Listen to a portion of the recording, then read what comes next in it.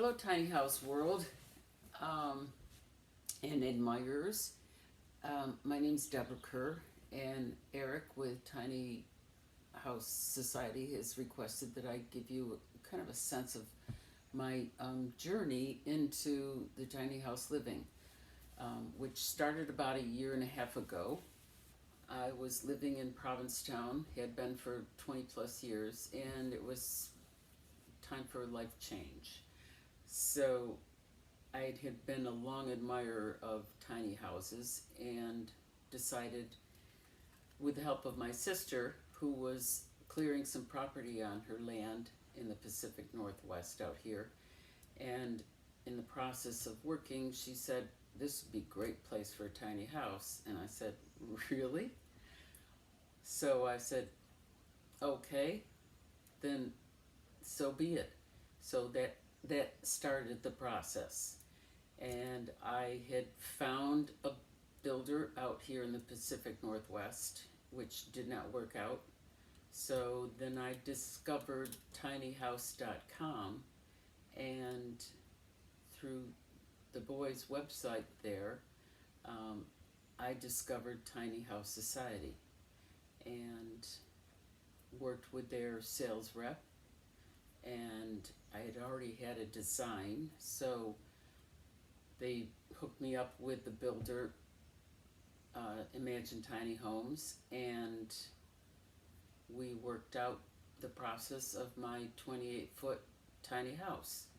I had never seen it before, um, but I saw it for the first time on my journey leaving the East Coast, coming west, and stopped in Idaho to see the build in process. And it was awesome. It was amazing to see it for the first time. From the outside, it looked huge. Then when I got inside, it was definitely smaller, but understandably. But it has worked out great. I love the space. I love what they did. My one recommendation to anybody considering tiny house living, if you're going to have a second loft for sleeping, I would suggest considering lowering the first floor ceiling so that you have a little more head space in the loft area. I'm not real tall, but I'm 5'8", and I could have lowered that ceiling to give me, again, that headspace. But that's my one recommendation for anybody considering it. And on that note, it took about, the process for me took about a year and a half. But again, I started working with Tiny House Society and their builder, Imagine Tiny Homes, started working with them in the summer of last year of 2021, and we kind of firmed things up the winter of that year, and then I told them that I really had hoped that I could have the tiny at the end of May, and they delivered as promised.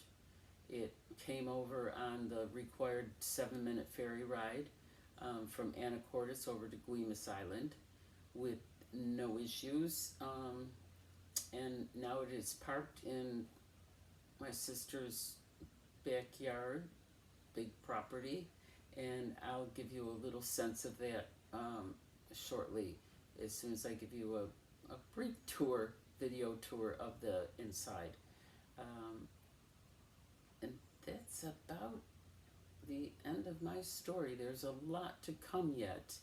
A lot of work inside for me. I'm building cabinets, required cabinets for storage, and just adding my personal touches. And then outside, I'm hooking up a gray water line to a mulch pit, and then the black water line for the toilet is going to be hooked into two large 300-gallon above ground septic tanks.